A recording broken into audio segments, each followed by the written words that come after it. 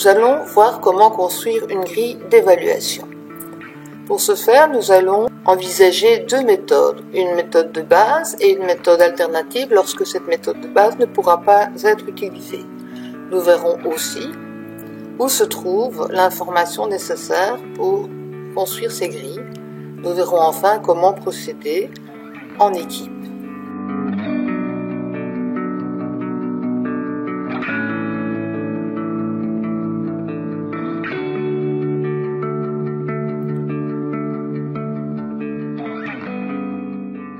Pour construire notre grille d'évaluation, nous allons aller rechercher de l'information dans le dossier pédagogique dans la rubrique capacité terminale où se trouvent les informations sur le seuil de réussite et les informations sur le degré de maîtrise. Nous allons repérer les acquis d'apprentissage, ici il y en a 4, et nous allons repérer les critères du degré de maîtrise, les voici. Nous remarquerons que les acquis d'apprentissage ne sont pas encore déclinés en critères et indicateurs dans le dossier pédagogique.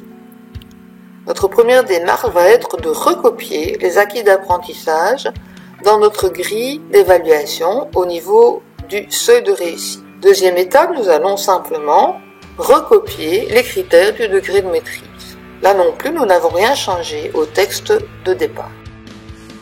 Dans la grille d'évaluation, nous allons prévoir de coter le degré de maîtrise par un pourcentage entre 50 et 100%.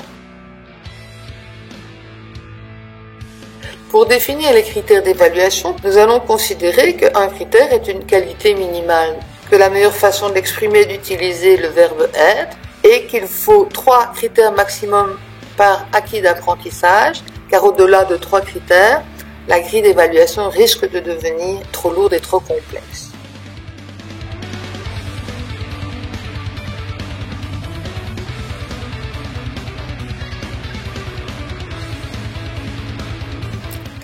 Les indicateurs définissent le degré de tolérance, la marge d'erreur que l'on va accepter.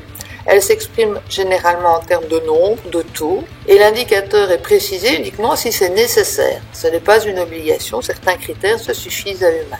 Voici, nous avons complété notre grille d'évaluation par des critères. Les acquis d'apprentissage ont été exprimés en termes d'action. Enfin, il y a là 2 indicateurs prévus.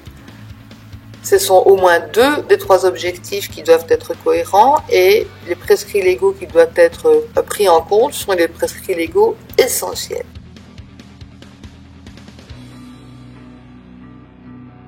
On va compléter la grille par un certain nombre d'informations supplémentaires, comme par exemple la décision qui sera prise, réussite ajournement pour les AA suivants, puisqu'on ajourne par acquis d'apprentissage, ou éventuellement le refus.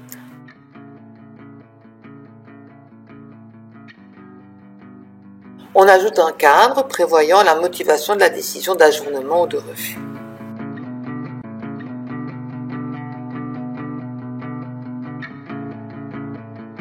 Il est intéressant de rajouter, par exemple, la réussite est acquise si tous les AA sont acquis, la cotation n'intervient qu'en cas de réussite et la cotation est exclusivement fondée sur le degré de maîtrise.